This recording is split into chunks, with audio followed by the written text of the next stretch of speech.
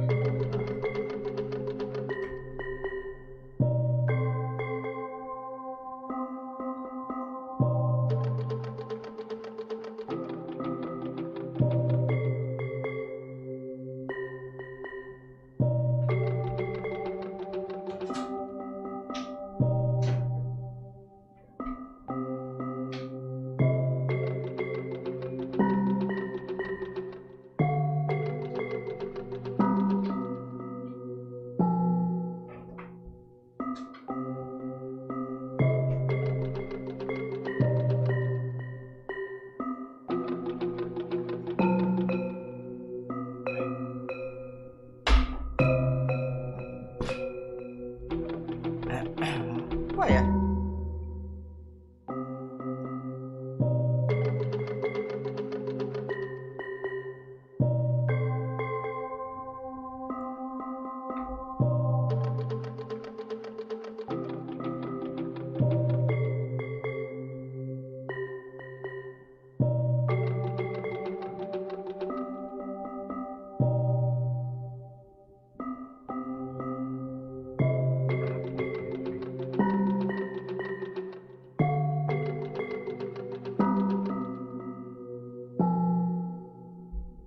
Kayak ada yang kayak settingan di mananya?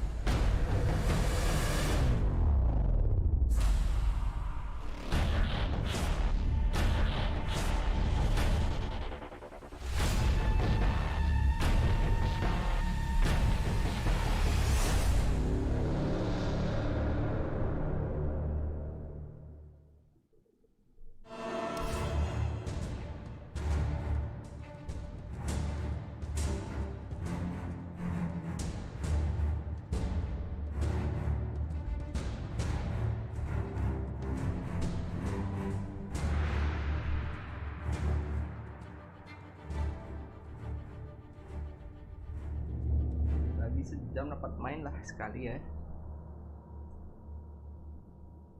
Wuhu. Yihi. Give me some good things maybe. Come on. Dan sesuatu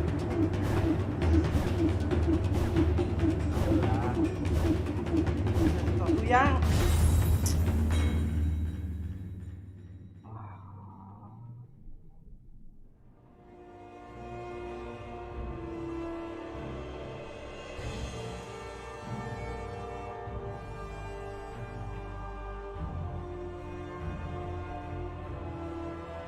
give me some sunshine, give me some rain, give me some rain, give me another chance. I wanna grow up once again. Na na na na na na na na na na. Na na na na na na na na na na na. Give me some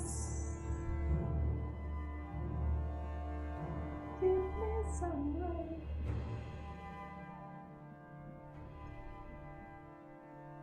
Oh,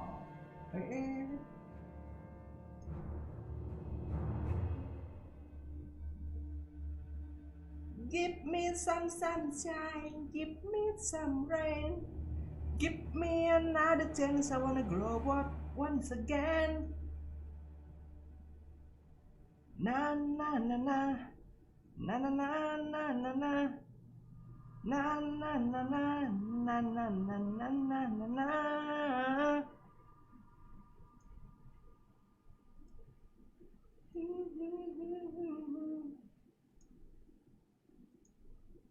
Give me some rain, give me another chance. I wanna grow up once again. Hari turbina, and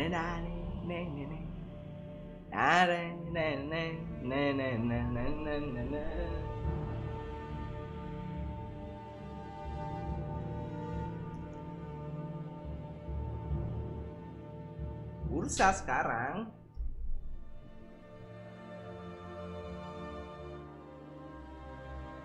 Give me some sunshine, give me some sunshine, give me some rain, give me another chance. I wanna grow up once again. Na na na na na na na na na na na na na na na na na na na na. Give me some. Give me some rain. Yeah, rain. And then now it's rain.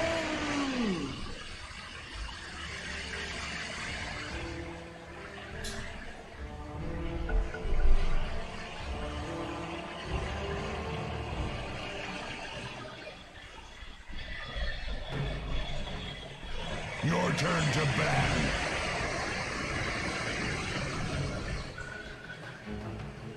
5 seconds remaining.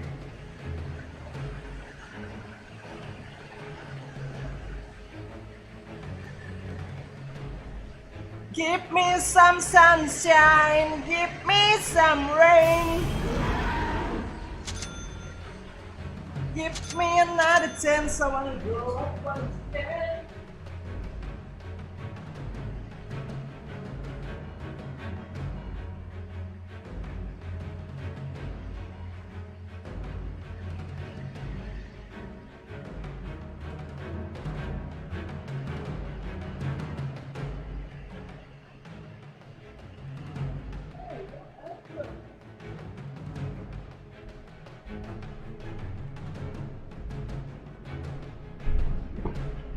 Na na na na na na na na na na.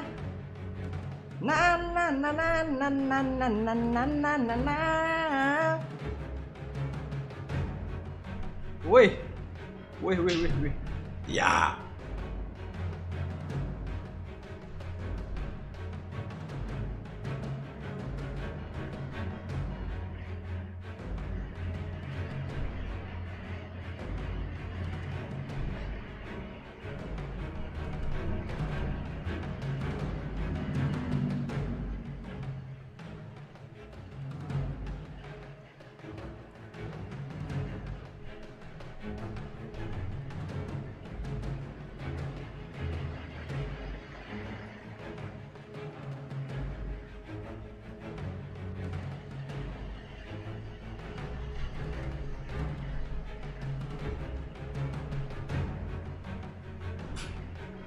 Give me some sunshine, give me some rain, give me another chance, I wanna grow up once again.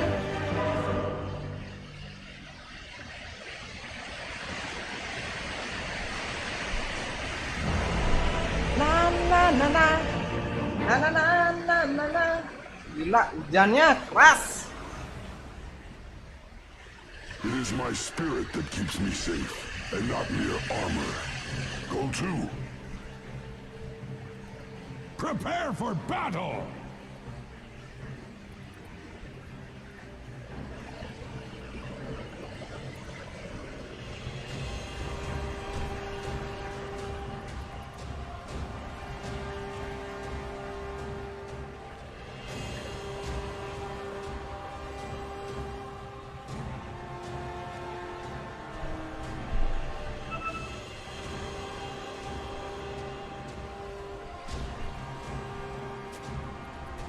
Let them see our teeth.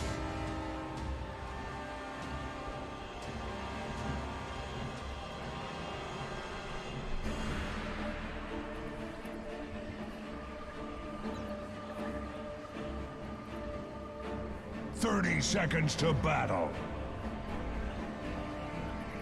Sit upon them.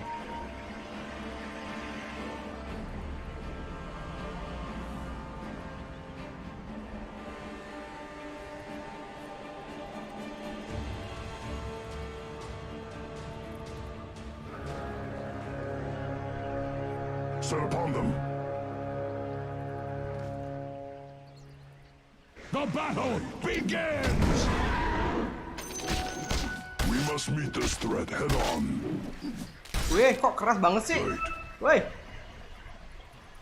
Keras tuh bapak. Ispeng ya.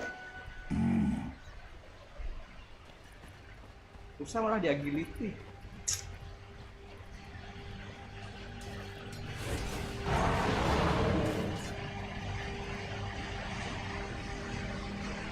Join with me.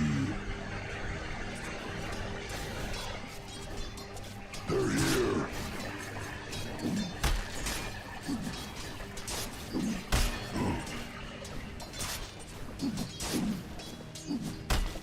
Yes, deny.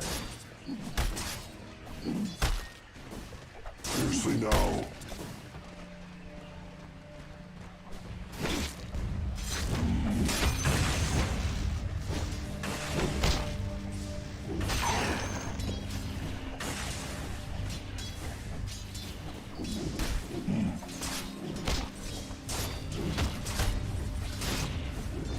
Fangs bared. We will.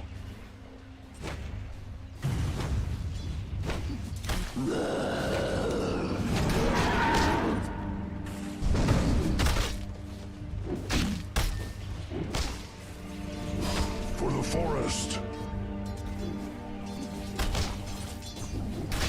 Who calls me? Dik. Wah. Oke. Yes. For the cause.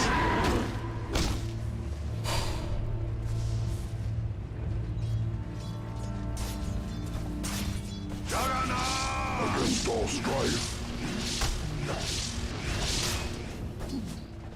The enemy is near.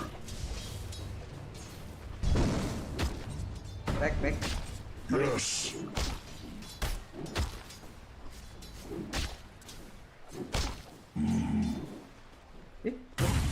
Ya belum mati juga deh. Sorry, stop. Trinkets. Seek the foe. Yes. Jaga situ, jaga situ. We fight as one.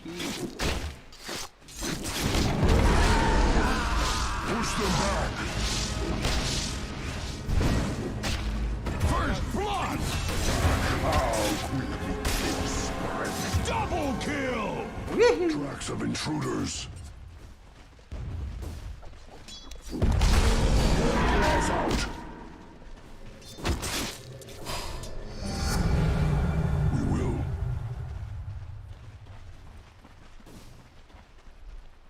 Set upon them. It's not time. Take heed.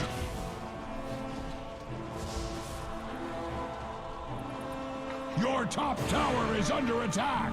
Damn. The enemy is near. Oke, belum waktunya. Who calls me? Sabar.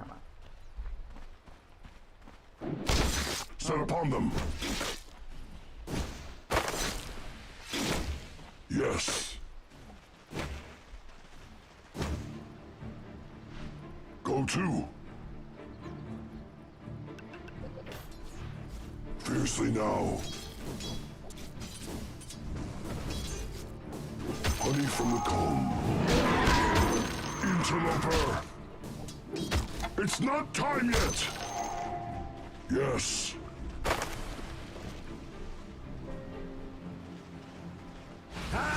Tracks of intruders.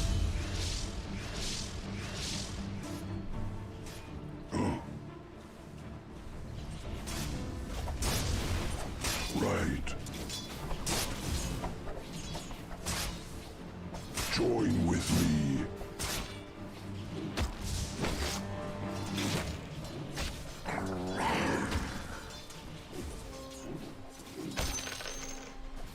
Fangs bared.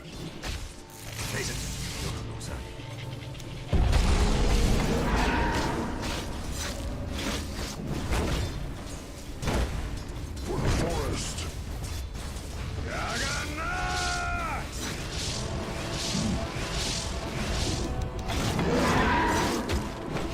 Fall upon them.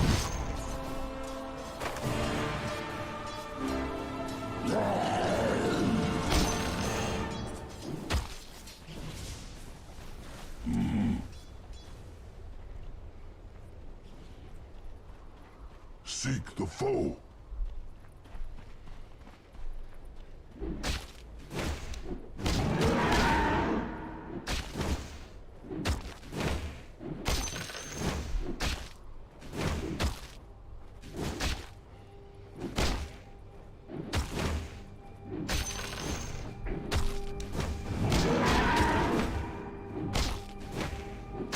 Right. Let them see our teeth. Against all strife. On notice.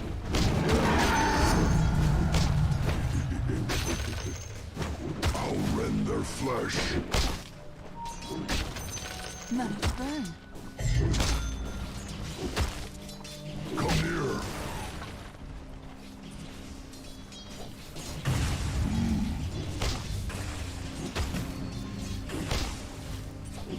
We fight as one.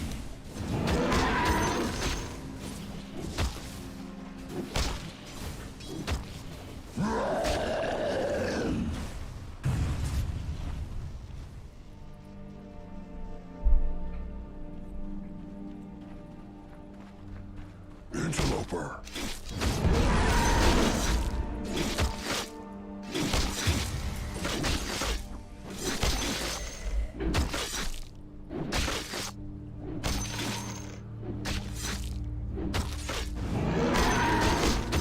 Yes.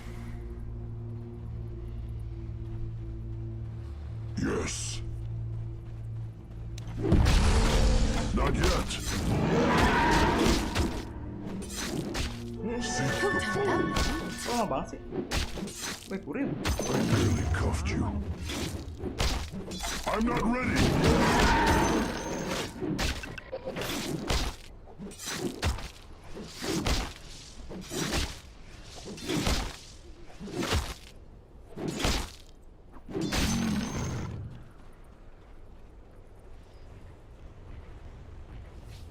Join with me. Yes. Bukan level 5 deh. Your blood is mine.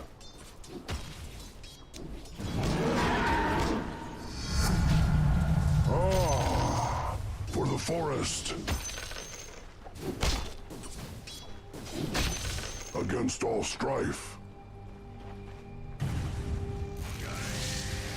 Fiercely now.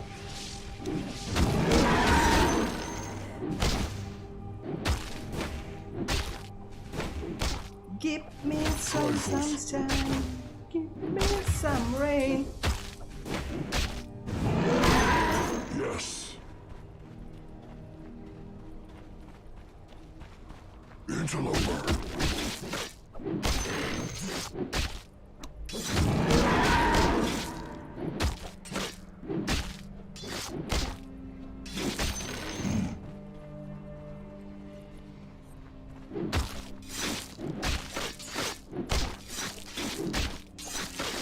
Interloper.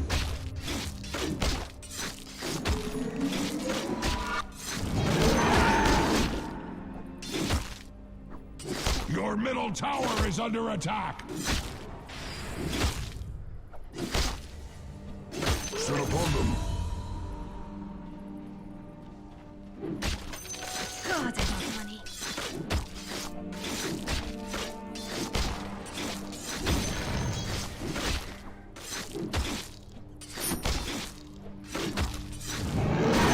Cuffed you.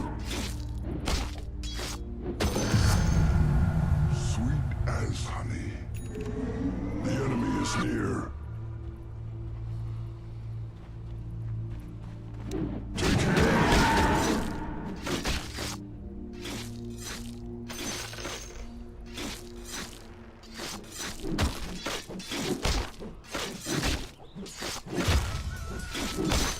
Axe's heart goes out to Dyer's courier. Let them see our teeth. Dyer's structures are fortified. Your middle tower is under attack.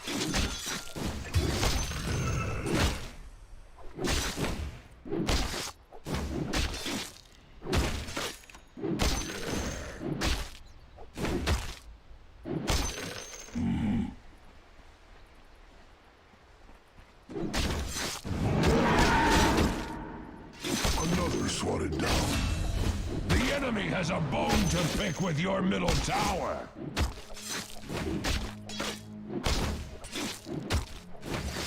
Come near. Yes. Who calls me?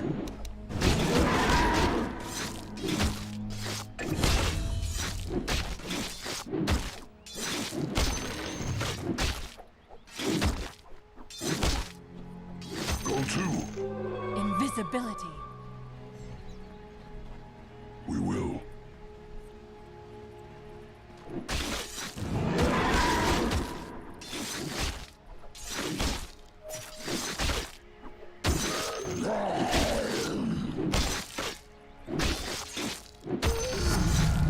Dormant powers stir. Your middle tower is under attack. We fight as one. Fangs bared.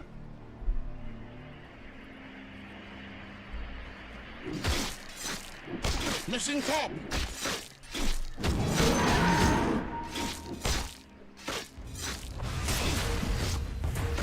Your middle tower is under attack. I'm not ready.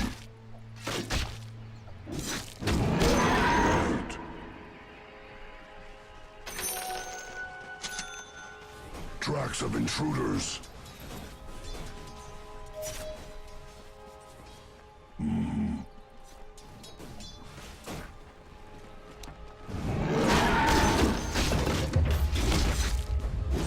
Killing spree! Set upon them.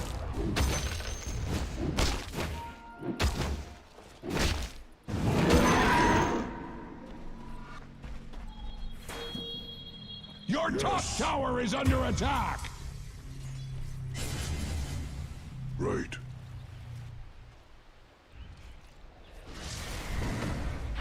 Attack! The enemy has a bone to pick with your middle tower!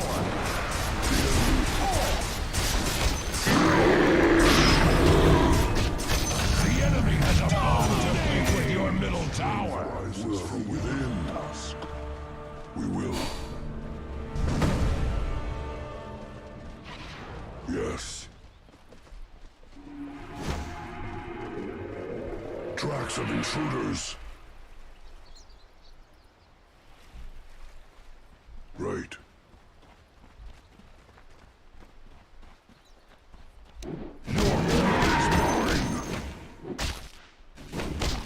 Your middle tower is under attack! Otis. Right. The next level is Noble Plate.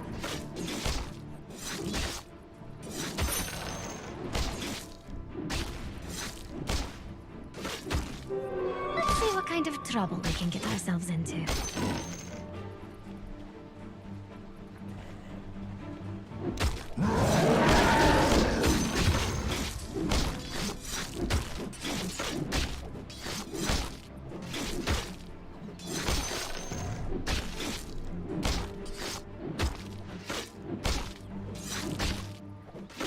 Your bottom tower is under attack!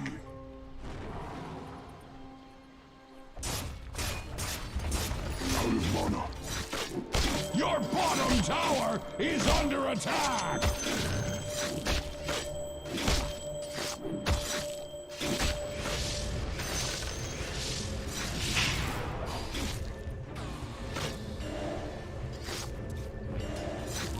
Set upon them. Radiant's courier has been slain.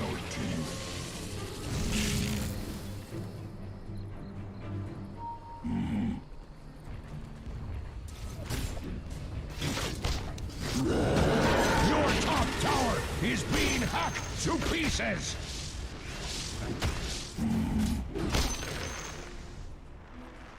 Your top tower is being hacked to pieces! Lakad mo to, Normally. Easiest money on my life! Gold and sweet.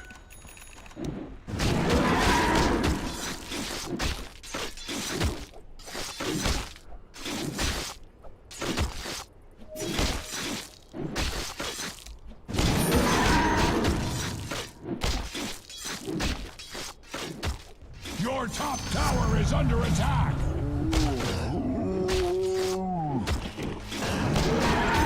Yes. Your middle tower is under attack!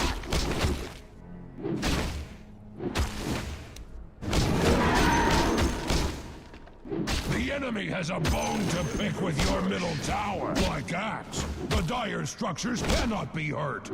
Yes.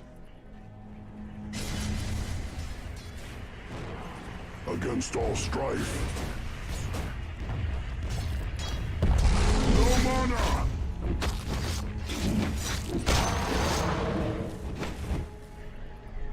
Who calls me? Seek the foe. For the forest.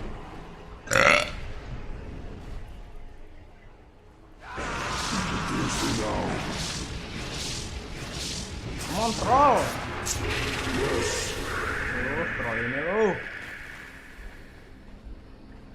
We fight as one.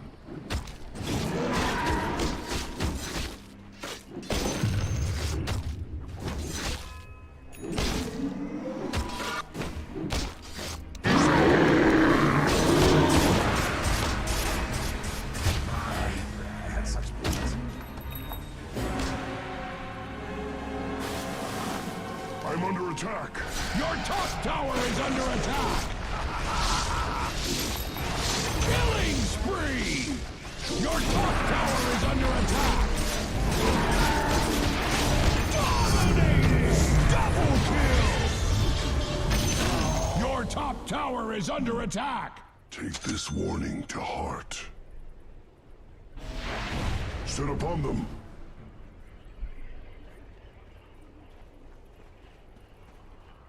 We fight as one.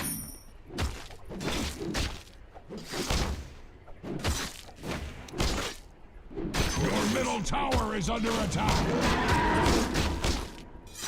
They're here. Seek the foe. Money to burn.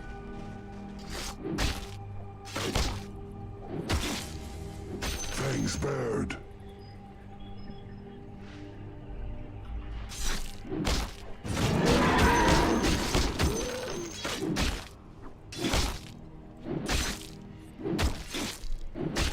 Mega kill!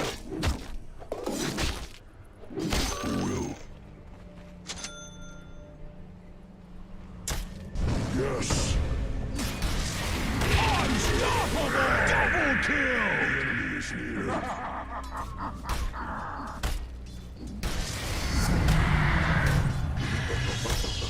Let them see our teeth. Killing spree! Axe is glad that your bottom tower is not Axe's problem! Your top tower is being hacked to pieces! Mega kill! Axe is glad that your bottom tower is not Axe's problem! For the forest.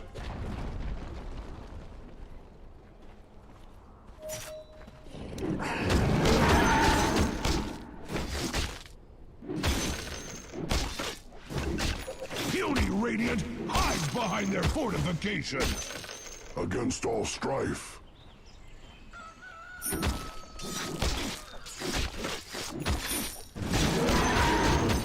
Unstoppable! Go to. Easiest money of my life!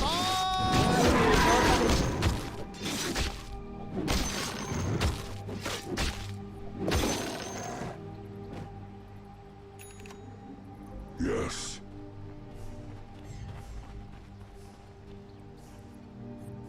Right. Right.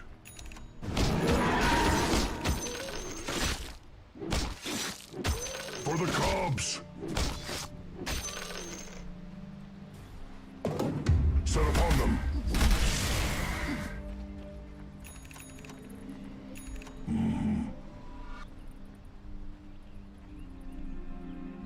Who calls me? Interloper. Interloper. Yes.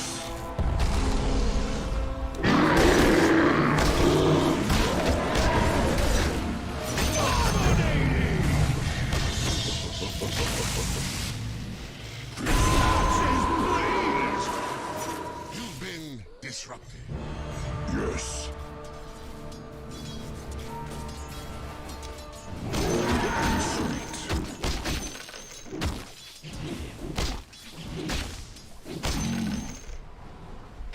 Wicked sick! Axe is pleased! Come near.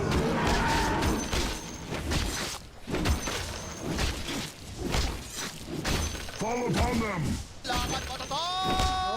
Normally. Easiest money of my life!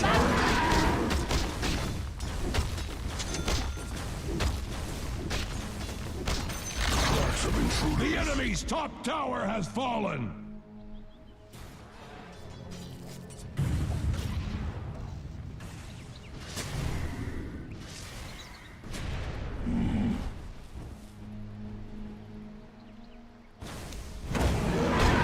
Blood is enemy's middle tower has Set upon fallen. them. Surprising, given the lack of axe. Join with me.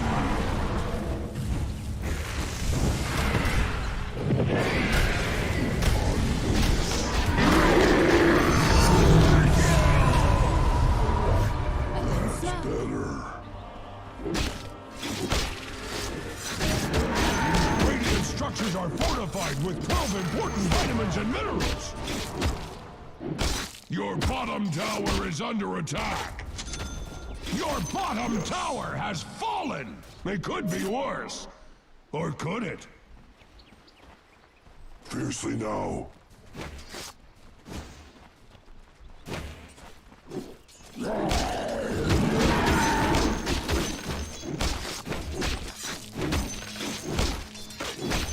We fight as one.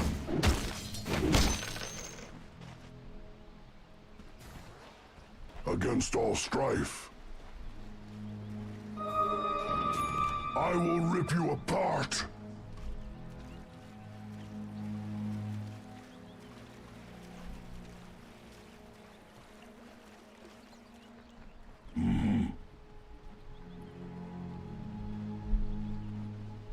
For the forest.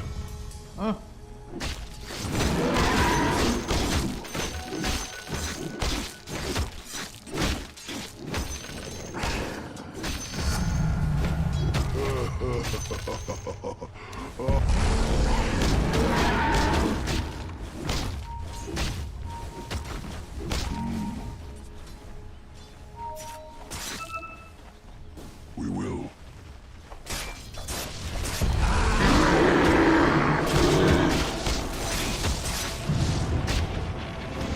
Not yet.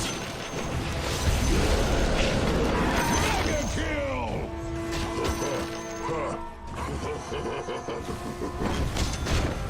The enemy is near.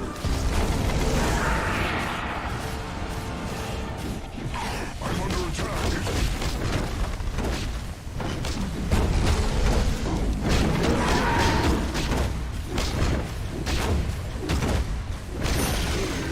The enemy's bottom tower has fallen. Seek the foe.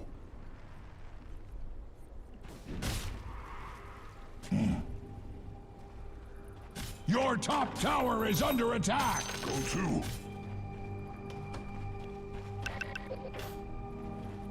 Claws out. I merely cuffed you. For the damage!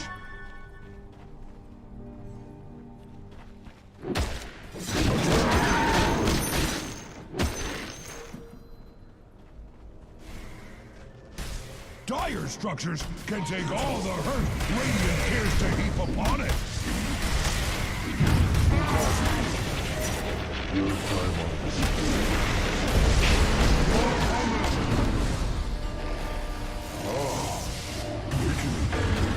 Unstoppable!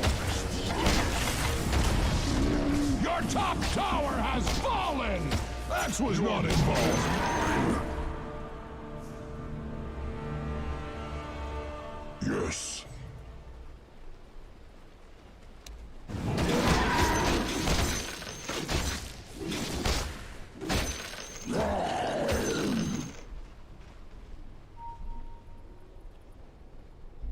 Let them see our teeth. Your bottom tower is under attack! Dire structures are fortified. Super fortified! Like you can't even imagine!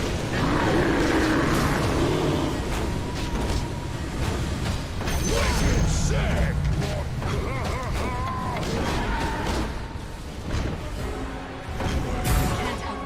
Radiant's towers are fortified, just like Axe.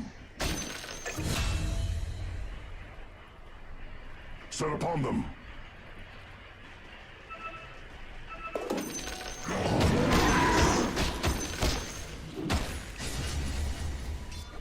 Yes.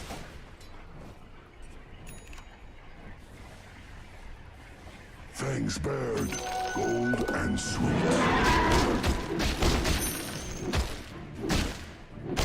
Push them back! Tracks of intruders. Yes.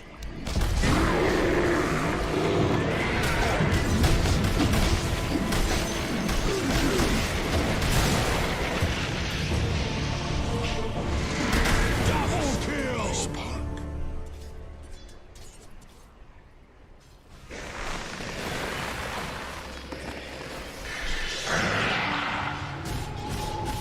Killing spree! Triple kill!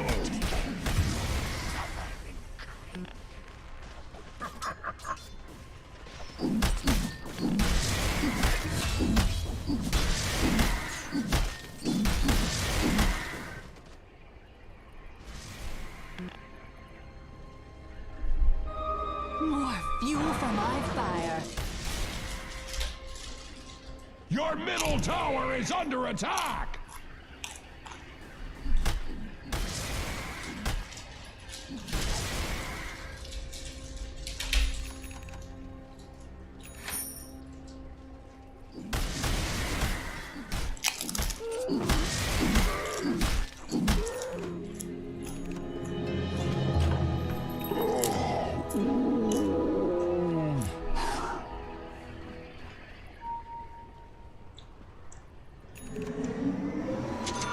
Tracks of intruders.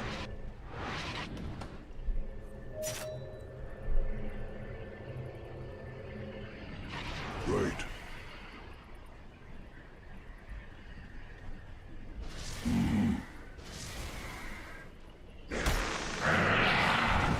Let them see our teeth.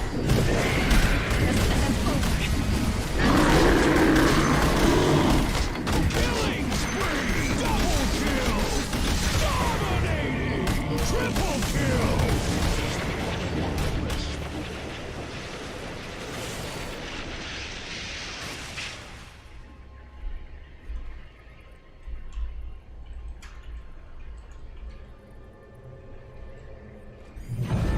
No more Mr. Nice Guy.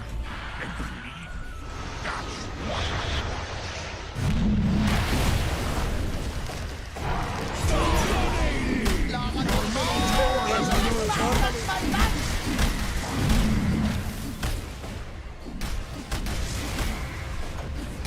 Your middle tower is under attack!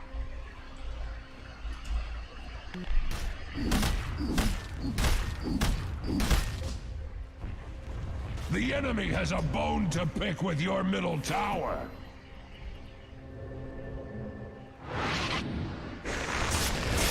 Your middle tower is under attack.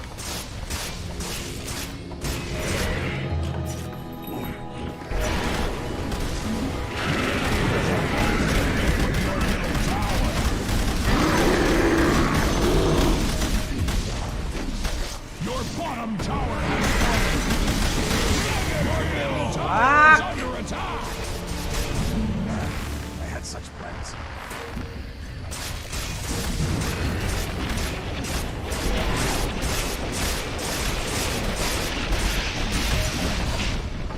Axe has seen ruins that look better than your bottom tower. Peacenik bottom barracks refuse to defend themselves. Your bottom barracks died. Your bottom unstoppable.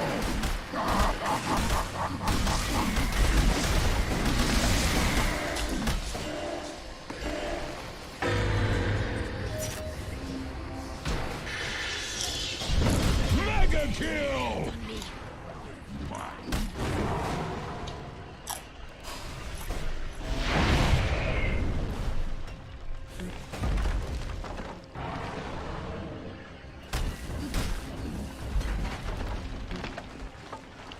Your top tower is under attack! My vengeance shall be legendary. To be so chosen is an honor. Your top tower is being hacked to pieces!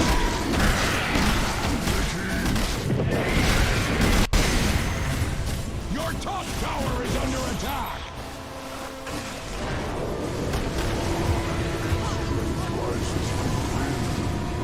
Your middle tower is under attack!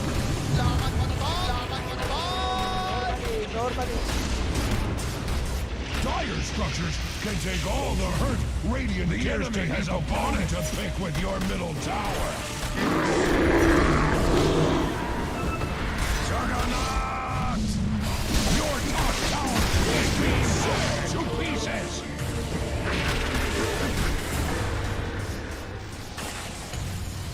Your top tower is under attack! Monster kill! Double kill! Bouncing on Armageddon's flank. Your middle tower is under attack! Your middle tower has fallen! Your edge needs your top tower is being hacked to pieces! A radiant victory!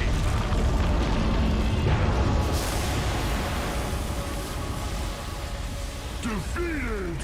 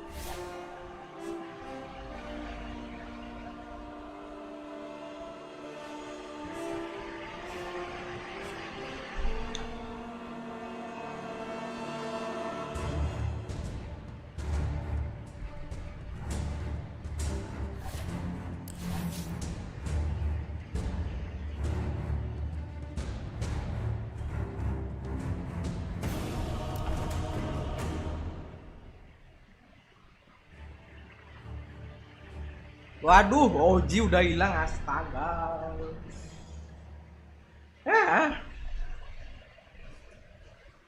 Piye Oji, piye? Your turn to ban.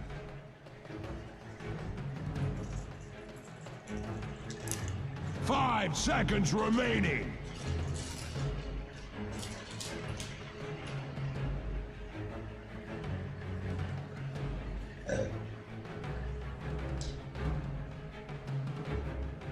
Ah, troll tadi ini nggak sih?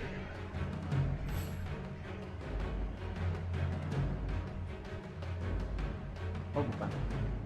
Your turn to pick.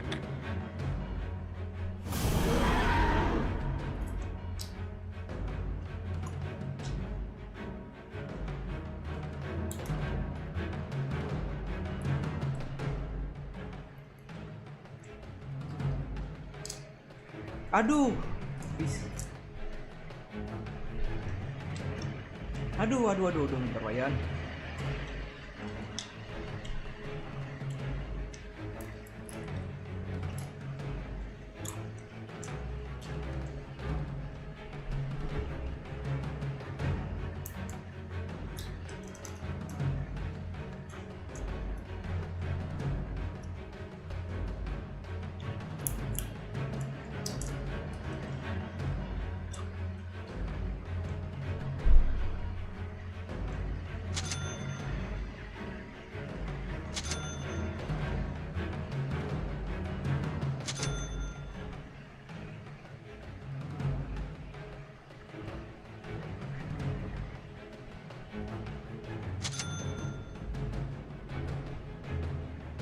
Fishing.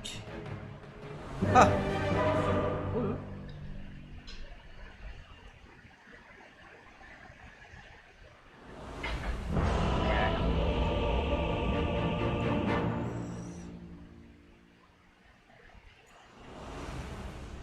I defend what is mine.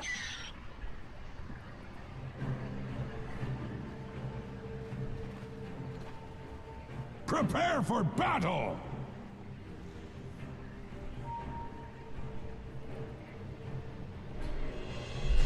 Right. Who calls me?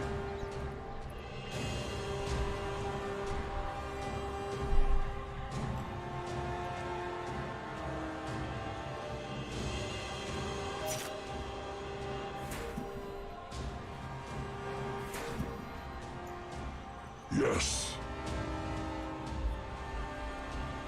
What the heck withdraw? For the forest.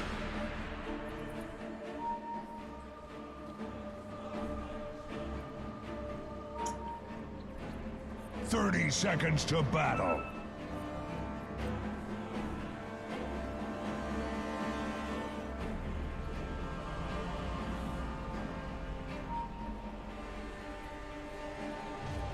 Sit upon them.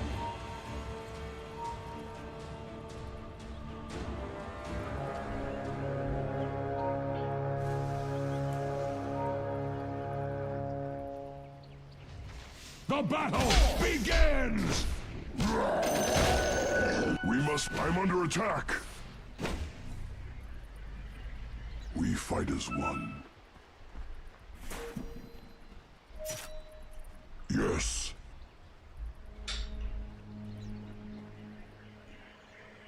Oh.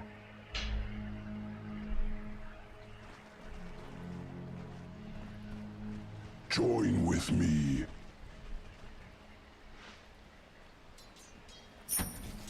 Seek the foe.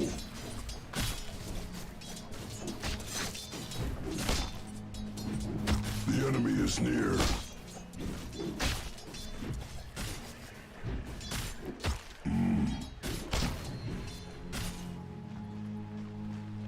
Set upon them. Fiercely now. Kabur.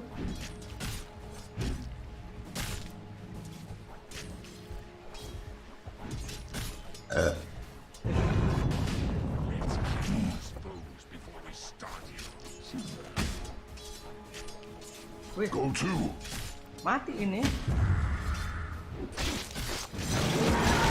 Their flesh. Gue troll. Set upon them. Nah, mantap. Yes. Itulah troll. Axe is impressed. Apa ini, woi?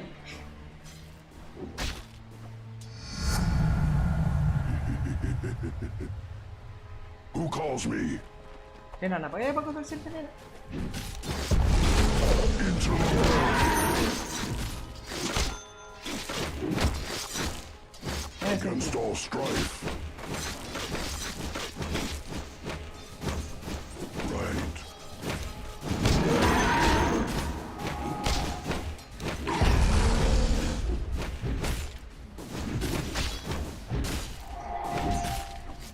Yes.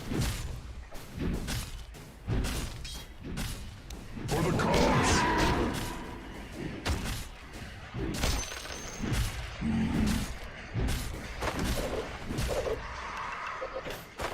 The enemy is near.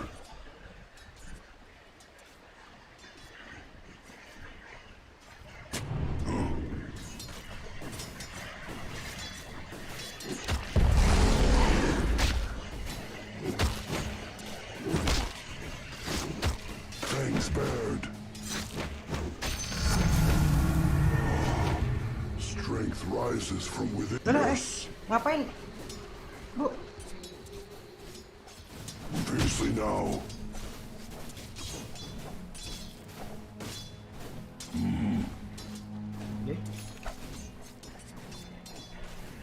Interloper.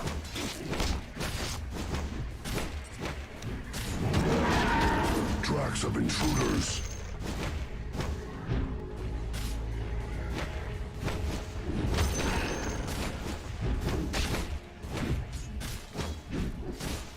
Yes.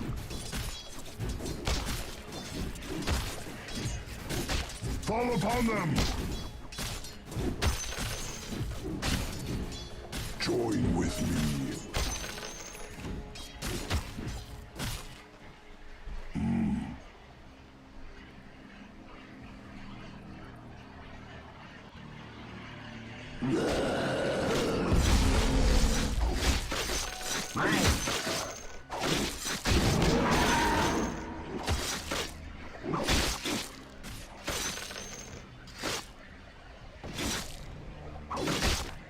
Your middle middle tower is under attack!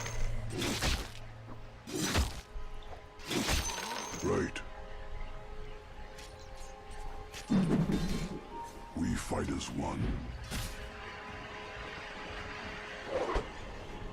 Seek the foe. Set upon them. Take heed.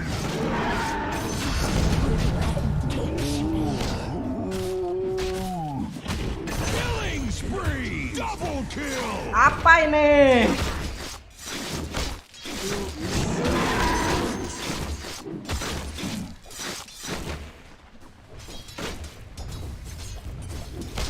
Let them see our teeth. Out of mana! For the forest.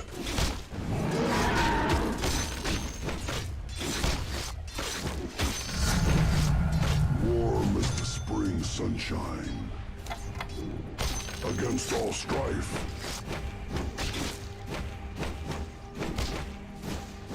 For the forest.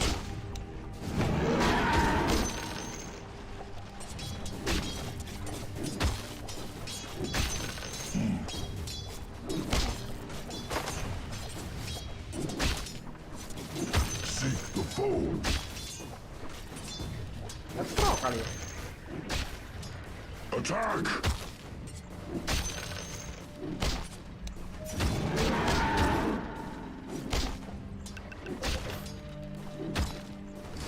Yuk. Sit upon them. I nearly cuffed you. Yes. Hai. Fangs bared. Join with me.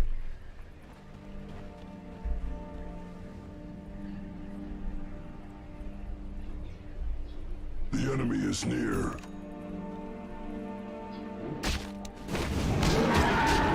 Push them back.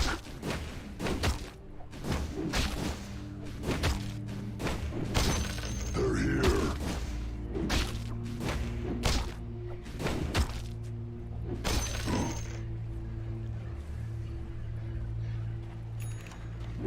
Claws out.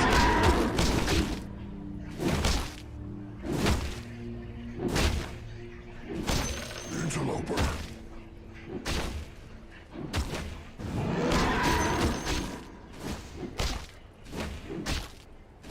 Another swatted down.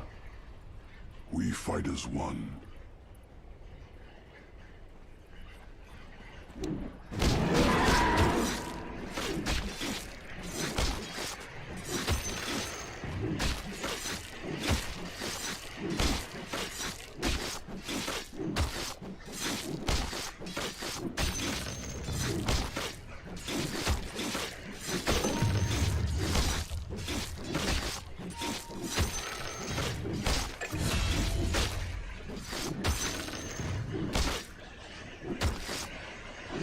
Right. Your top tower is under attack!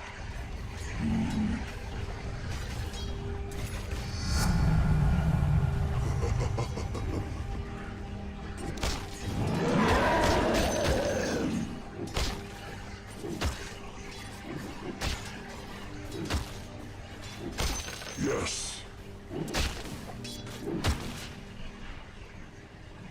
We will.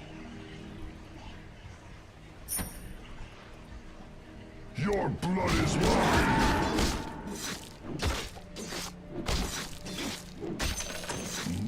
Not bad.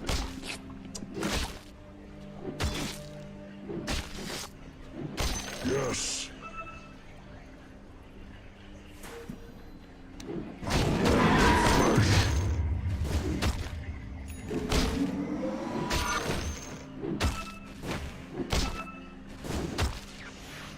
Tracks of intruders. Whoa, what'd I miss? Let them see our teeth.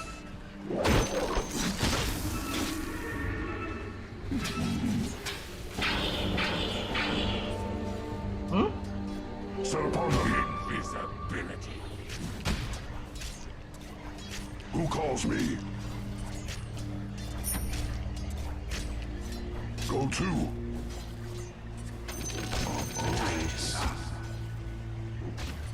Yes.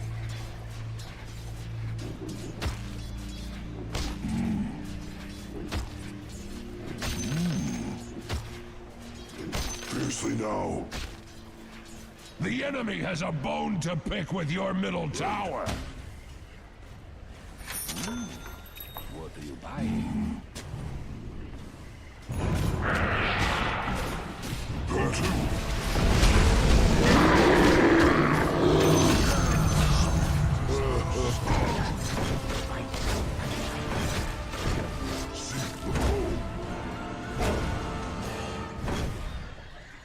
For the forest.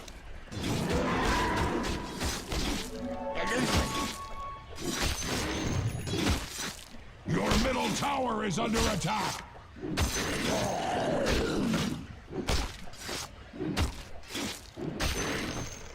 Sit upon them.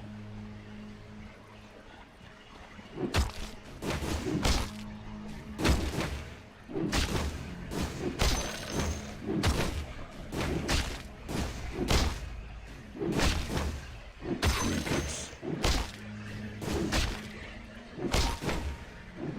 Fiercely now. We will. Fangs bared.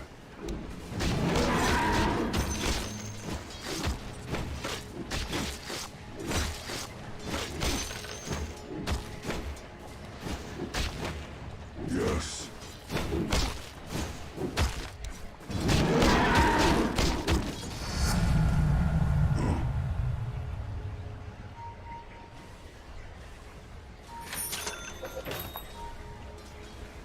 Right.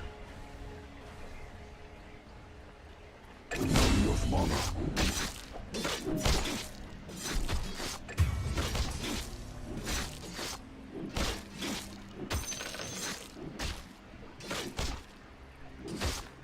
Radiant structures are fortified. I merely cuffed you.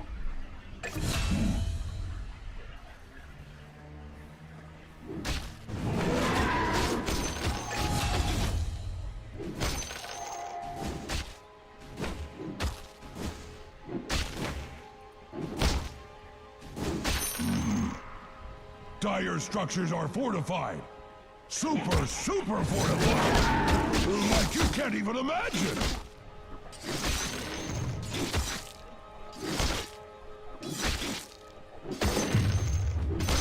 I'll take that as tribute. Yes. Come near.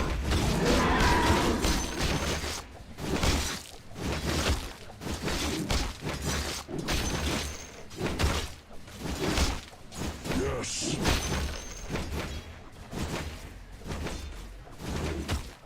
For the cubs. We fight as one. Dormant powers stir. Yes. Killing spree! See our teeth. Tracks of intruders.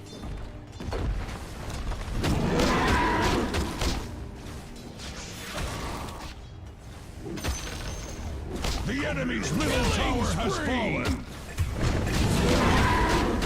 Attack. The enemy's top tower has fallen. Do not miss this chance to push your advantage.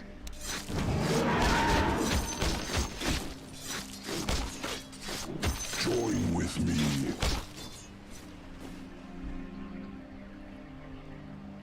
The enemy is near.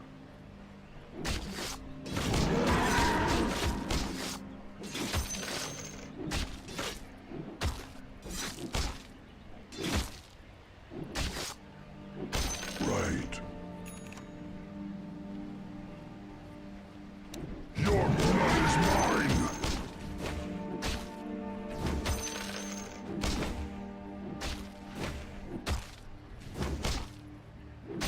Set upon them.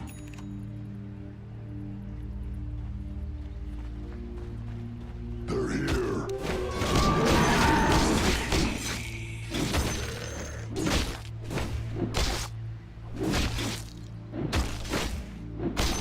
Take heed. Who calls me? Sweet as honey. Dominate! Mega kill! Double kill!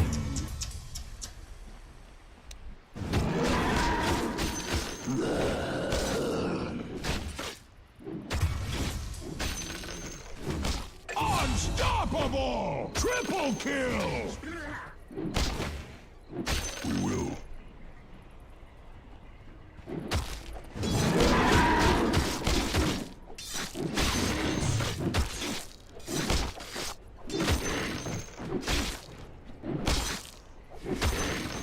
Set upon them.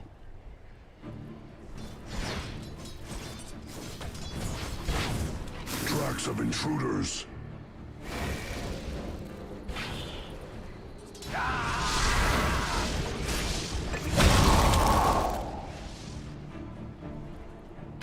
Gold and sweet.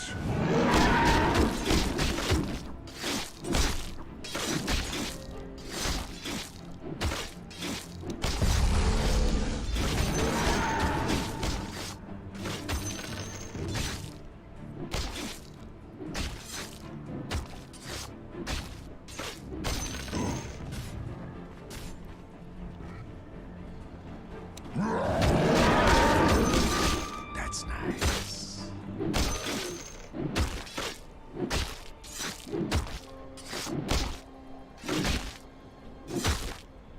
Honey from the comb. Ini apa ya? For the forest. Ini mana sih? We fight as one. Wicked sick! Your middle tower is under attack! Monster kill! Double kill! Yes.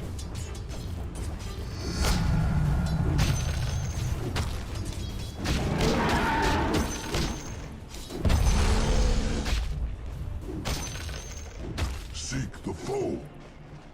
Loh, dancur. Let them see our teeth. Radiant structures are fortified.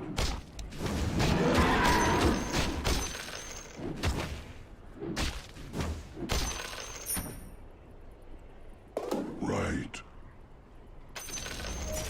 The enemy's bottom tower has fallen! Would have been faster with Axe.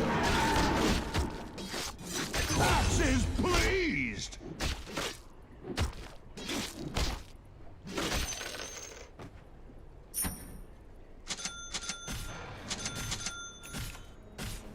Fiercely now.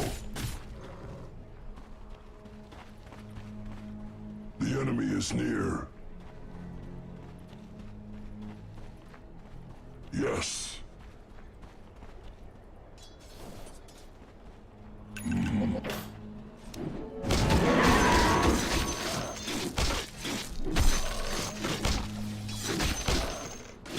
Fangs bared.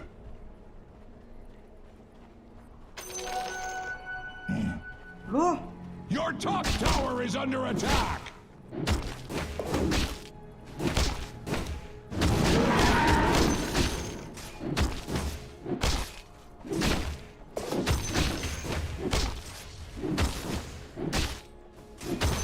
Yes. Yes.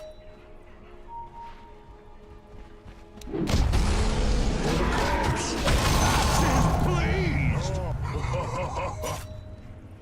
Who calls me?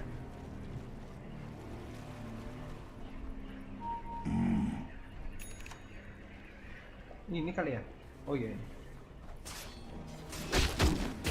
Gold and sweet.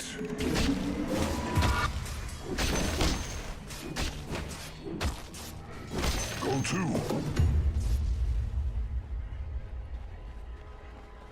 Set upon them.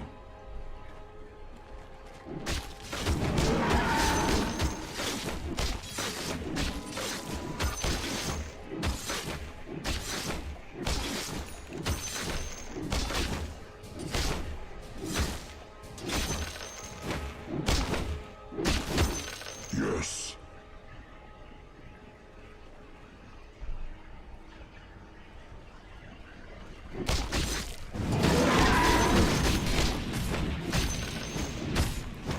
Forest. Fall upon them! Radiant structures are fortified with 12 important vitamins and minerals!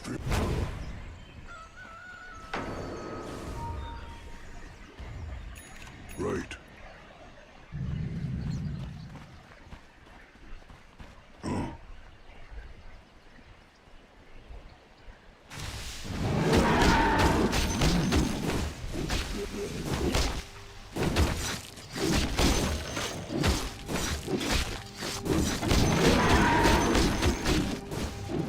Set upon them.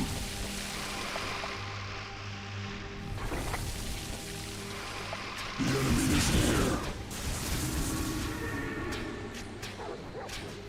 Against all strife. Warm as the... Seek the foe.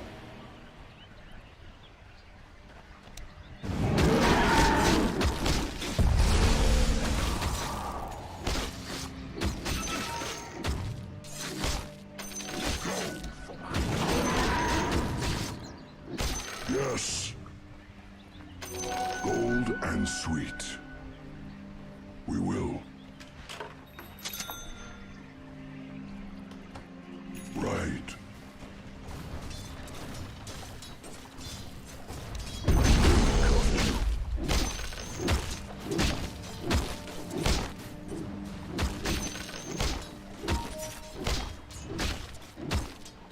Join with me. Killing spree! Your middle tower is under attack! Yes. I'll rend their flesh. Sit upon them.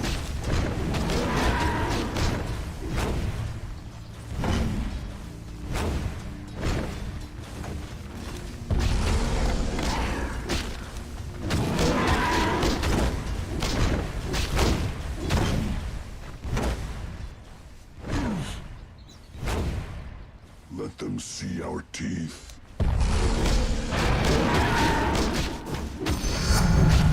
Roman powers. Trifles.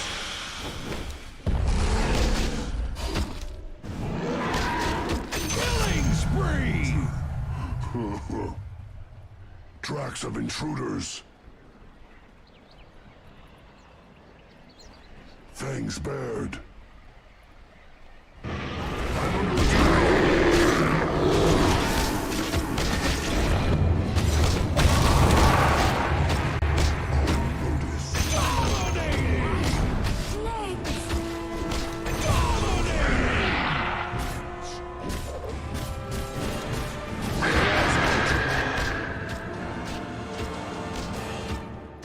Who calls me?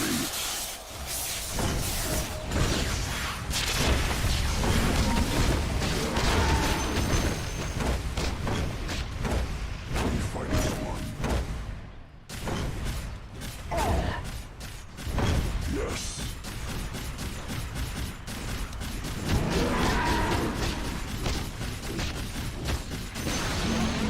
The enemy's top tower has capitulated to superior force! Sit upon them. Axe brought his thesaurus! Ha ha! Interloper. Right. Honey from your home. Ah, that's better. The enemy is near.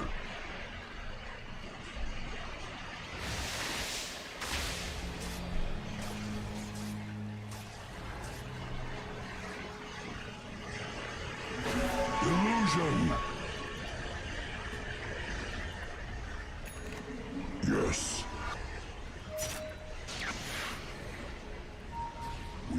is one.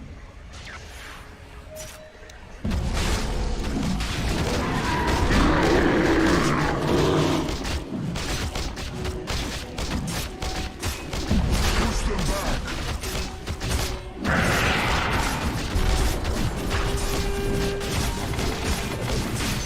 Your shot has fallen to the dire! Tracks of intruders.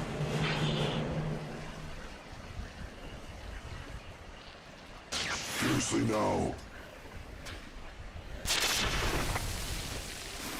Yes.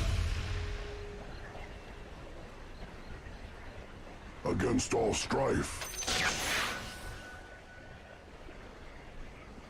Seek the foe.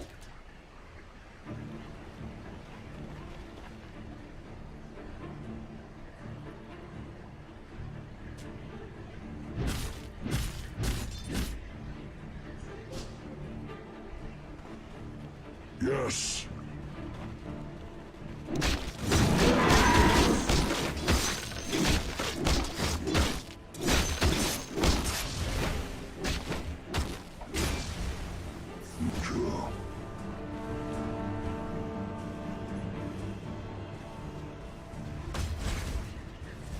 Puny Radiant hides behind their fortifications!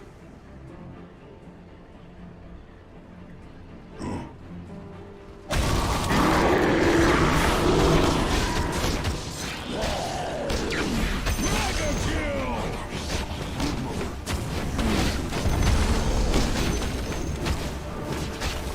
Interloper.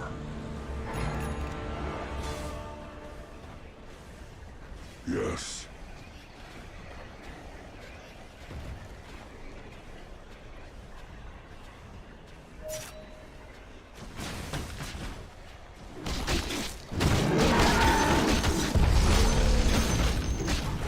Another swatted down.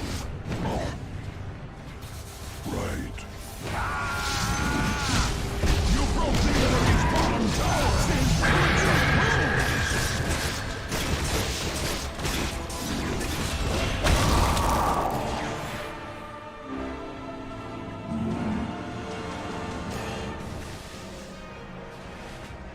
Interloper. Join with me. The enemy's middle tower has surrendered to gravity! Let them see Your our top tower is under attack! Go to.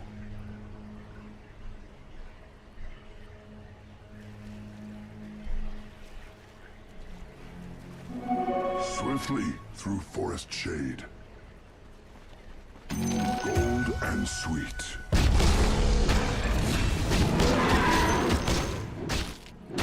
Gold and sweet. Fangs bared.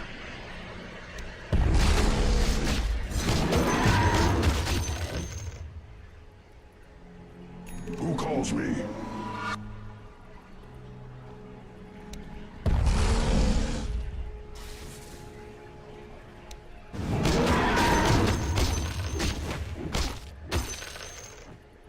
Set upon them.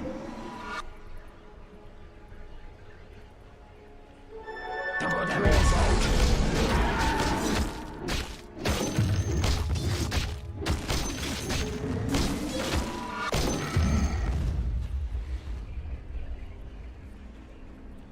Let them see our teeth.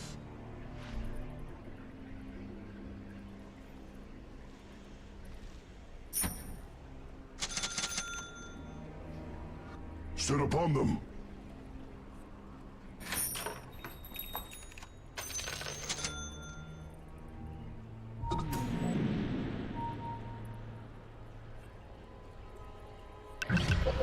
Ah, scepter. Yes.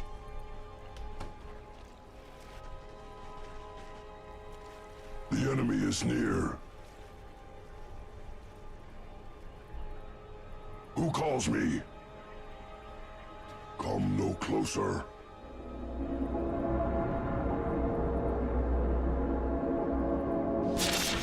Join with me. Another swatted down.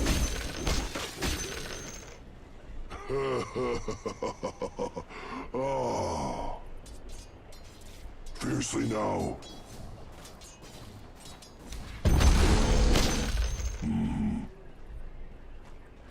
I'm not ready.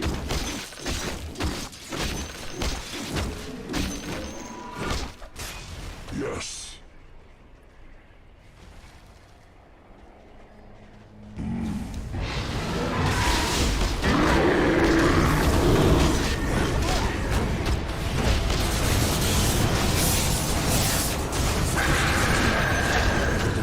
Your bottom tower is under attack!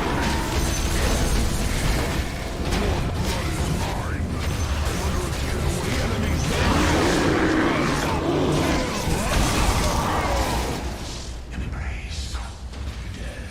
Come near.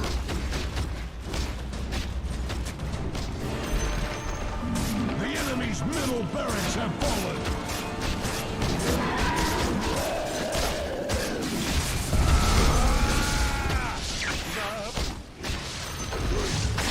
The enemy's middle barracks make a nice pile of rubble. Yes.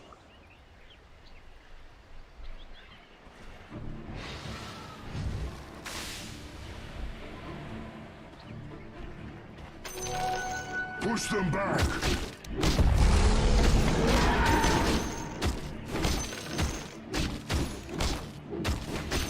Tracks of intruders.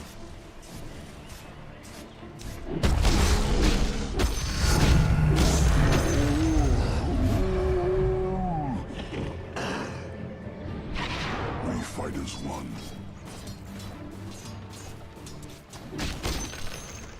We will.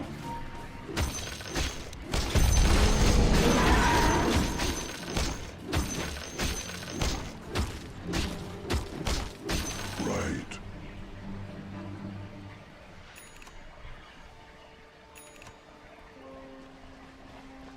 Yes. Losing.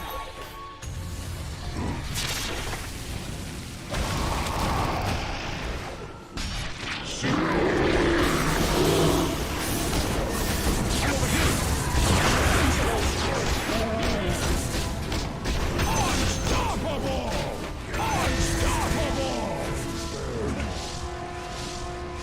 Dire structures are fortified. Go to.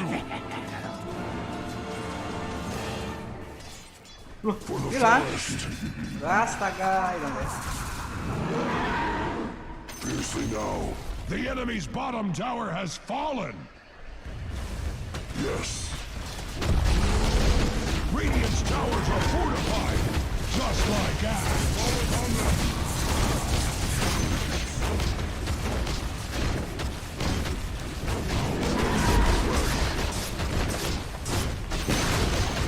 The enemy's top tower has fallen.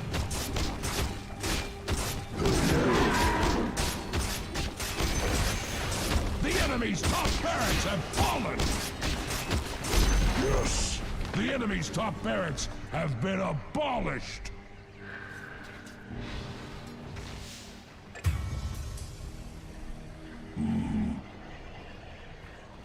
Gold and sweet.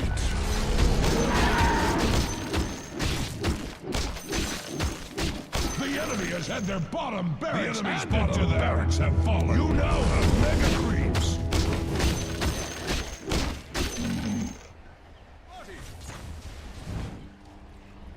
The enemy is near.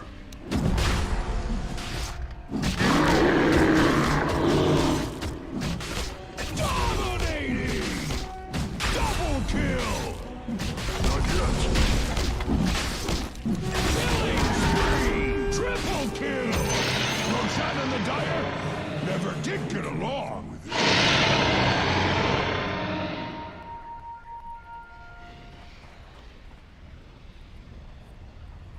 Set upon them.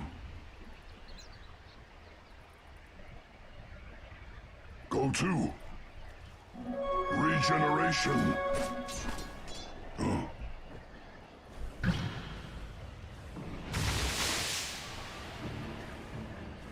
Yes. Fangs bared.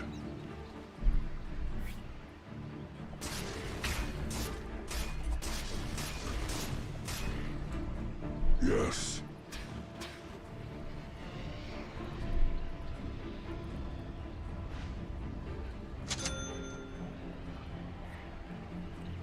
Join with me. Tracks of intruders.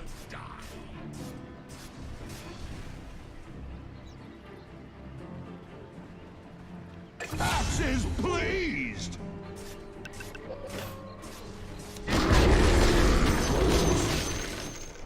Let them see our teeth. It's not time yet!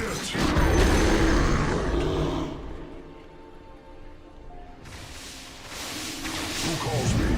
Well, I've caught my breath. Back to it! Dominating! Axe is pleased!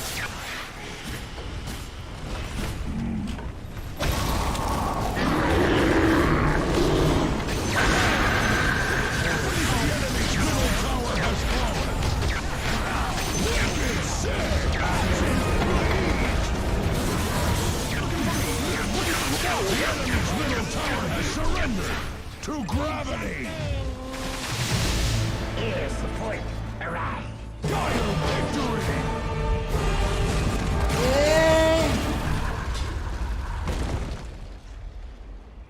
Victory!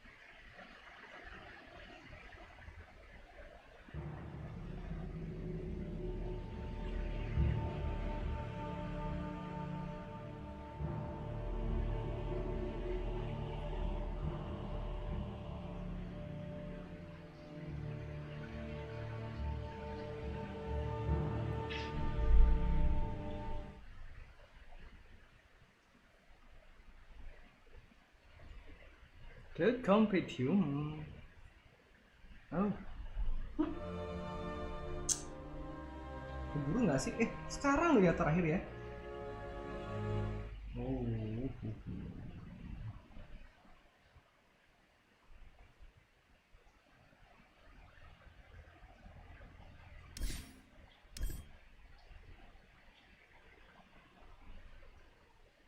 Yeah, they gave it to us, you know, and everyone's super excited. During the trailer, we saw Marcy killing the neutral creeps, killing the jungle creeps, so it could be a jungle hero. And she can create light with her hands. That's all we know. Very cool. And she punches people. That's all we need. Yeah. It would be really cool if she was just a true carry hero, you know, not a jungle hero. I mean, I guess it's the same at this point. Your carry goes jungle, but we haven't had a real carry hero be introduced as a new hero for a while, right? Dawnbreaker. I mean, she's not a true carry though. All heroes are carries if you want them to be. Yeah. She looks like she's going to be a broadly kind of melee hero. She looks, I mean, obviously, I'm not the expert on this panel. I'm just the one that queues up the videos. But from just the animations that we've seen of her, she looks like she is going to be exactly what you're describing, Effie. I mean, in the anime, she was punching people a lot. And snapping necks. It's pretty good bet, I would say. Yeah. She'll buy some damage items, no doubt. I can't wait. Well, she's coming later this year. Yeah, we absolutely cannot wait to see her. However, are we spoken about the future? We should revisit the past as we like to do here on the TI panel, because last TI, Topson was in those grand finals, and you can never exactly predict what he's going to do. You just know it's going to be great. So we're going to take a look at one of those moments.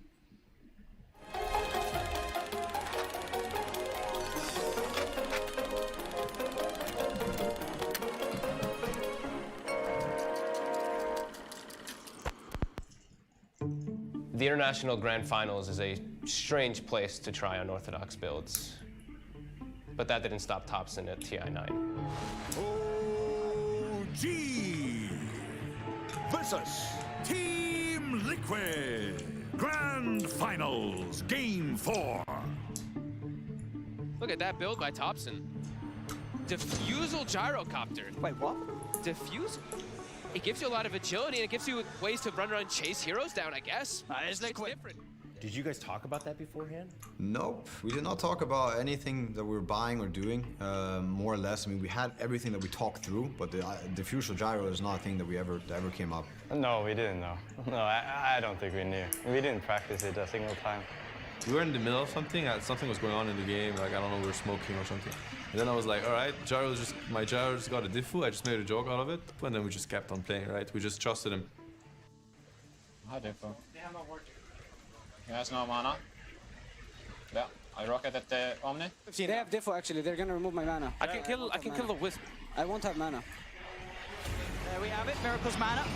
It's pretty much entirely gone by Topson's focus. He'll look towards JG. He's trying to roll off, but he can't get out. There's no mana. He's dead. OG pushing Liquid back to the base. Mind control out of mana. Topson with his diffusal blade picking them apart. The diffusal is absolutely working. He burns all their mana. That I don't think anyone would have expected to see Gyro, the deciding game. I mean, I always had a bit of a different view on Gyro. And that game specifically, we were playing against some Bristle, Omni heroes that are really mana dependent and are really tanky. So, like, you know, you buy some Mage, what does it do? Not really much. Basically, the problem was, like, if they run out of mana, their heroes are pretty useless, basically. So I was like, I mean, diffu, so, like, why not? Just try it. You thought you saw it all in game 2, you thought you saw it all in game 3, and there it is called! OG are your two-time TI champions, they've done it, folks! The diff was him. Yeah. How did he thought about it? Like, I don't know. I don't know. It's good against you. He won him the game. Yeah, it's well, my mana, you need to stick to his DV mana, and he burnt, he just was so good. It's different. Yeah, he's playing fast. He's playing fast. واحد وصلت لبنان وانت برافو. Fucking Topson. I was not surprised by the diffu itself. I was more like, very like, wow, he's really good. Like, he's smart kind of thing. Because doing that, it takes a lot of courage. It takes creativity. There's very few players who have an open mind. And Topson is one of these players. Flopson is like, he's a master of weird builds. He thrives in an area where like he knows something more than you do.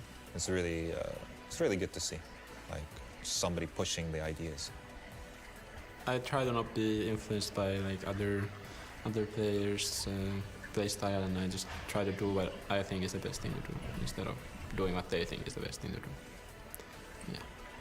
Dota, again, is such a nice game because things come together in a funny way, and this was the perfect item build in the perfect situation. And for Topson to make that call, it was genius. It was genius. He just felt like buying Diffu. Honestly, at the end of the day, that's all it is.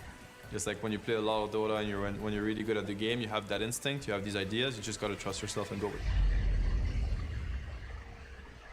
it. It seems to make total sense when you watch that back why Topson made that decision. So why Purge was it so shocking at the time? Just because it's very uncommon for carries to buy like a diffusal blade. It's like kind of like a ganking, like I pick off a guy item. Ursa's do buy right now, but Gyrocopter, basically nobody does it except for bad players. But against the heroes he was against, a carry Bristleback is only good if you cast a lot of spells because it gives you bonus damage. And the spells are cheap, but like if his mana goes to 0, he just isn't fast, he doesn't hit hard, he doesn't contest anything. It was just genius in the moment. There's just no one quite like Topson in this game. And there's no one quite like these two. It is Sir Action Slacks and Casey. Hello, thank you down there, my friends. It is I, Sir Action Slacks and Casey, indeed, here on the Grand Finals day of the International 10. Oh my goodness, Grand Finals has come, Casey. It is a day truly steeped in tradition. You know, speaking of tradition, I feel like you've dropped the ball on a couple of those. Okay, such as? Well, like we always put Myron on camera. Okay, that's easy to fix. Come here, give me your thing. All right, no problem. I'll take it. Oh, God. Look, it's fun. There's Myron, our camera guy. I've been really sore, you know. Casey, when are you coming back? He's dragging me through the ringer. Okay, I can't believe it. I don't want it. I don't want it. Myron! You're never going back. All right, great. All right, tradition. What I have a tradition I would love you guys to see that maybe you haven't seen before. Follow me, Casey. I'm going to show you something a little special back here. Come. Jesus. If you get close to that thing, I will stop you. All right, come. Okay. Come. You're almost there. It's a great tradition we can do. Casey being Mirandering on the stage. Great. All right, we're looking right in the back here. Hurry now. You see this, Casey? That's an empty slot on the back of the Aegis of Immortality. It will be filled by the end of the day. It will be a magical time, and someone will take it home. I cannot wait. Are you excited for Grand Finals, girl? I can't even wait. I keep going back and forth on who I want to win. I think I'm going to be pleased no matter what, but I can't stop thinking about touching the Aegis. So can I just give it a quick... No, that's for champions only, Casey. No, you cannot do that. So please... stay there. Thank you, everyone, so much for joining us here at the International 10. Stop it! And we will see you very soon. Have a good one, guys. Enjoy the Grand Finals. Bye. Thank you so much. I'm glad the tradition of showing Myron on camera has been re-established for TI10. Myron, you're an absolute legend, mate. I'll see you on the sidelines later. All right, then. If you would like to sport some fancy TI10 threads, then head to theinternational.wearenations.com because the secret shop is now open. So get them threads before they are gone. Just like I'm going to get a load of Tsunami and his knowledge before he's gone. Tsunami, what have you got for us this morning? Trying to get rid of me, Frankie? Who said that I'm going Never, anywhere? I'm putting you in my suitcase. Okay, perfect. Let's go. I can fit in a carry-on generally. Welcome, everyone, to another exhibition of a little bit of imbalance. I would like to warn any support viewers, this is graphic content. Viewer discretion is advised. You see a Winter Wyvern, and then you don't. Yeah, we saw this game one, LGD versus Team Secret yesterday, and we were learning a great deal about heroes, items, damage. We learned that a Wolf-Bitten, double damage Tiny, can take a Winter Wyvern from that to that. First you see her, then you don't. It's concerning, and I'm sure you're wondering, how did we get to this point? Well, there are a variety of reasons, obviously. Wolf-Bitten, that's one big buff. Double damage, that's one big buff. But there is some itemization that is also key to making Tiny so popular right now in this tournament.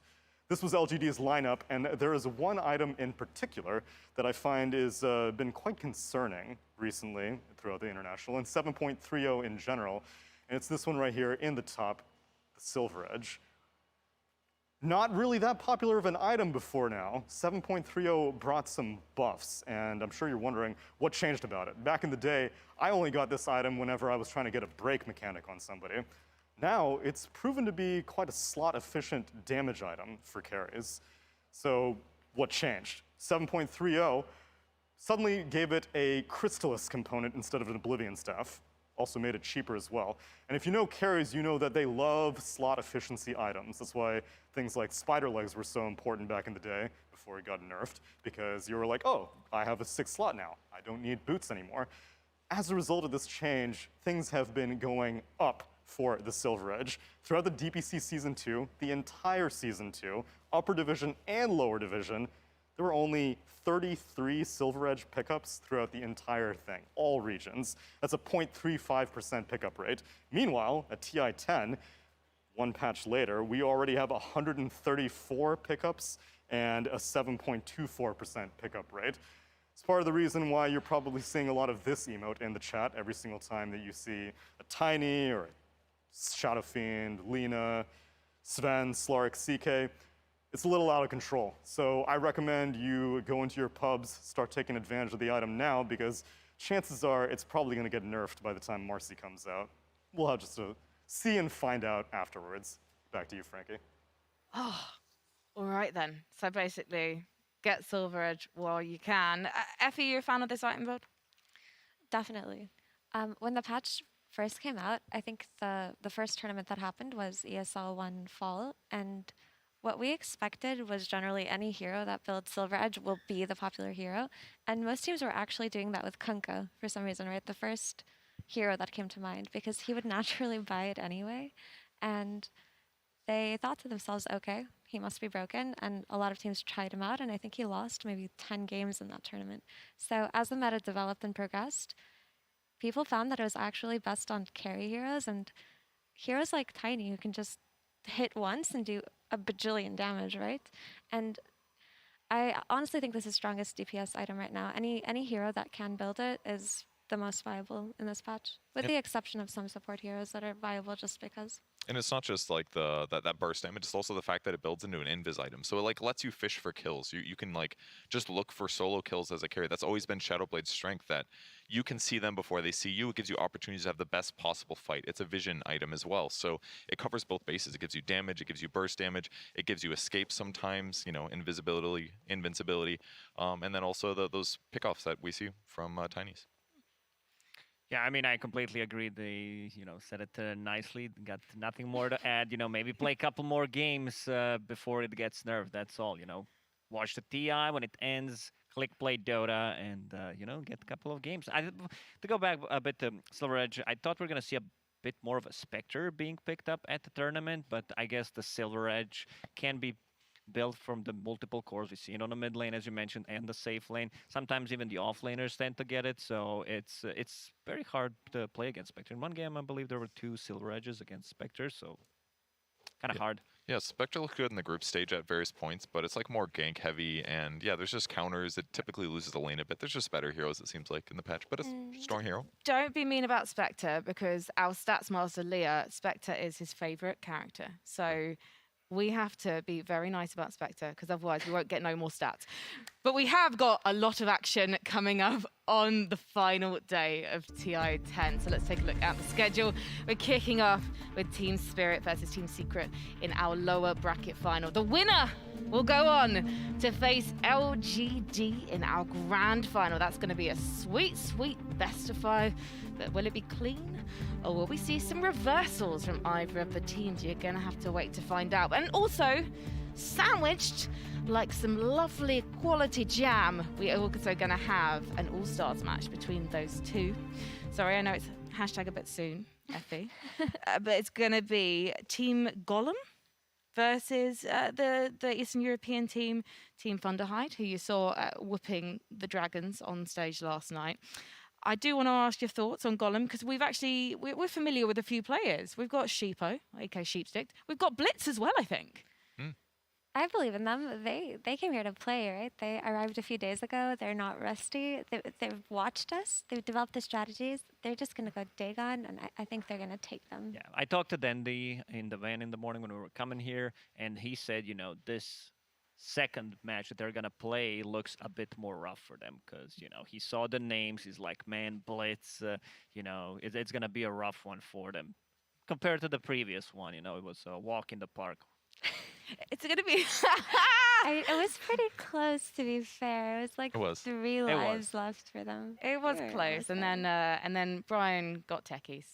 Brian got every hero and complained about it. I was like, is this guy random? Like, what's going on? Me and Fog were commenting, you know, while the show match was happening, and that's the thing we noticed, except when he got, I believe it was Shadow Shaman, and then he was like, wow, man, I got Shaman. This is a good one.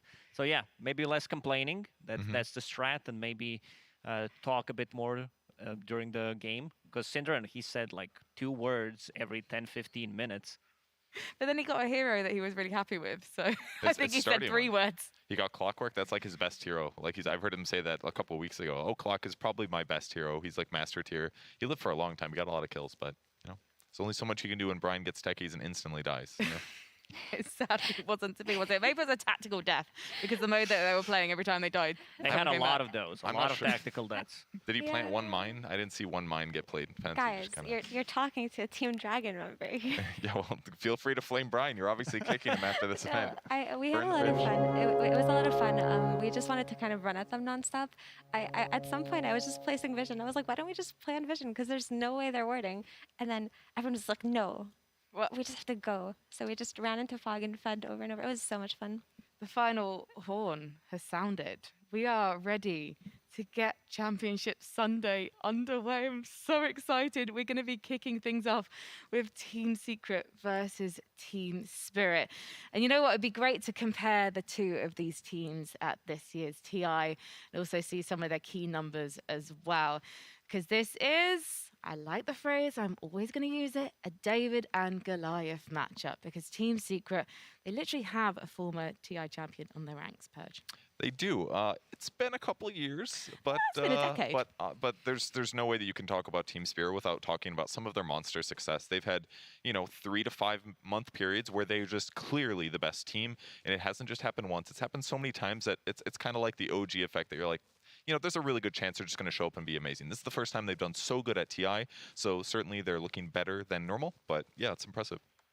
But their approach to this competitive season was a bit different than usual. We actually didn't see them play that much, so a lot of people didn't know what to expect out of Secret coming in. And even yesterday when they lost, Poppy looked pretty relaxed. So some of the whispers that I've been hearing are he's got something up his sleeve, he's comfortable, he's confident. But at the same time, I think that, I don't know if this is going to be a hot take, but I think that even if they do beat Spirit here, I don't think they can beat LGD, because I think that the way that LGD have approached the season was kind of the opposite. They just grinded non-stop, and different things work for different teams, but it just feels like they're on top of their game, and we've seen them and how consistently they've performed. And we have to keep in mind, they've been the most studied team, right? So let's take a look at the key numbers then. Now you can see Team Spirit, they have got 6 combined TIs. That is literally because Miposhka has 2 and the rest of them have just the 1. Secret, on the other hand, I mean, it's insane. It's insane the amount of talent and experience on this roster, Lacoste. Team Secret? Yes, Team Secret. Yeah, I mean, this has been a very stable team. They have, Puppy monitoring the situation in the back lines, figuring out what's wrong and fixing it. And he always has a couple of aces in his sleeve when it's necessary. So if you're Team Spirit, are you quaking in your little booties right now? Effie's shaking her head. No, absolutely not. They are not afraid. They are so confident. Like, the run that they've had cannot be anything but that, right? I feel like they've hit their stride and they're going to go into this thinking that they're going to win. All right then. Well, ladies and gentlemen, there are just 2 more series before the Aegis is lifted, and both of these teams want to make it through to that grand final. Team Spirit and Team Secret.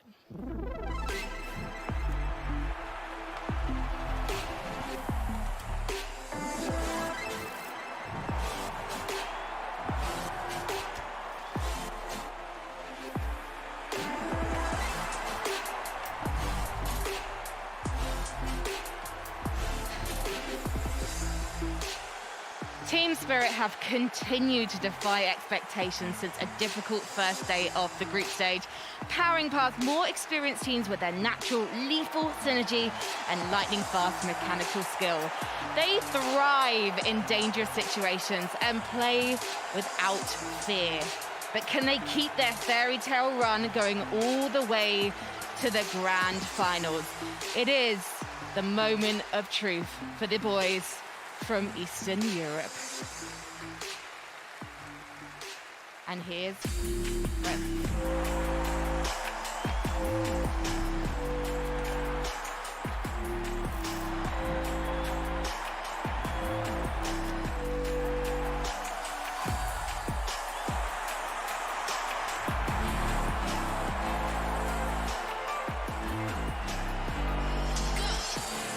Team Secret came into this tournament as one of the favorites to lift the Aegis, and you'd better believe they're ready to meet those expectations. They are led by 10-time TI attendee and former champion Puppey, and they're one of the most dynamic, flexible teams in the world. They are ready for anything, and they're especially ready to win. Can they resist the weight of expectation dragging them down today, or will they take their rightful place amongst the legends that have come before them?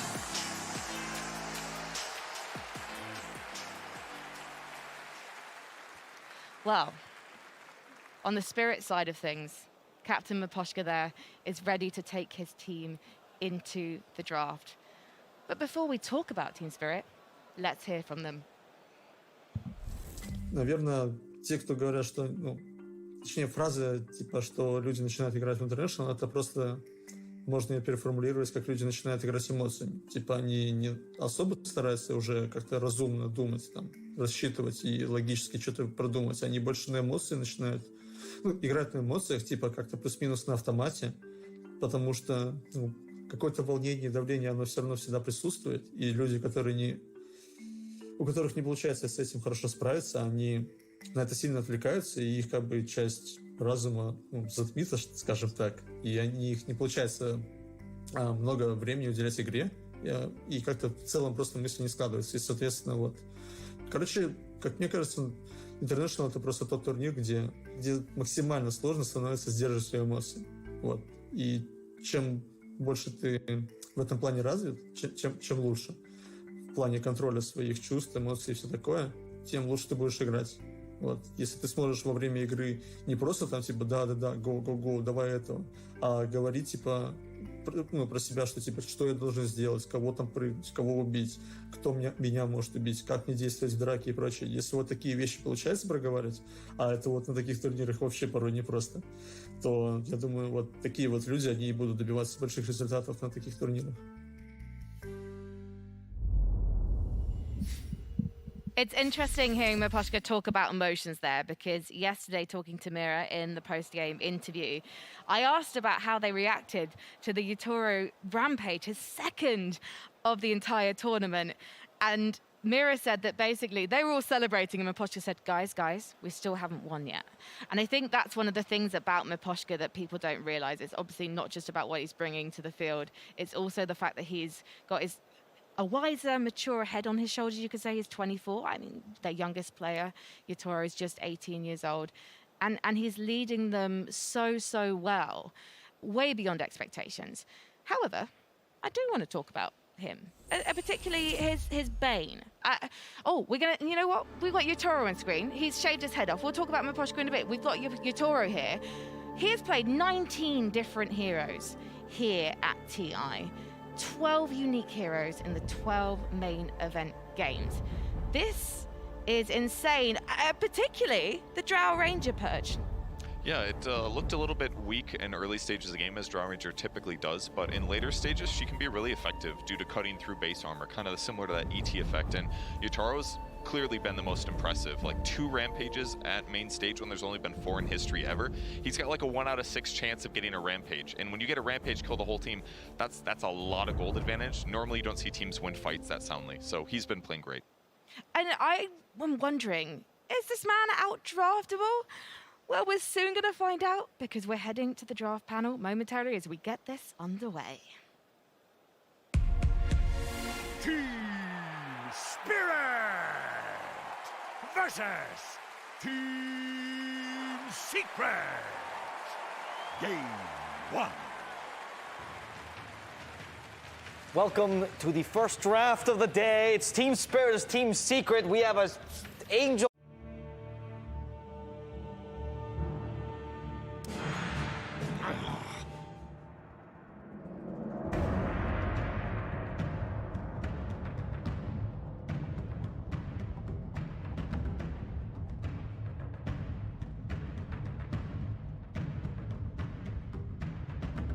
当时可能都没有想到呢，真的在这个关键局当中撞到他。确实，现在遇到了，不过我昨天真的在社区看到一个兄弟，他的预测就是Spirit打 Secret， 他竟然能预测到这个位置。他应该不是当今的人啊，他可能是从他穿越来的。对，是不是 SCC 啊？小号穿越，应该是穿越来的，应该是 SCC 小号啊。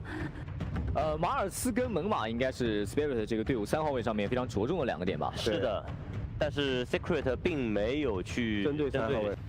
是的，他针对的是 Spirit 这边的酱油，感觉。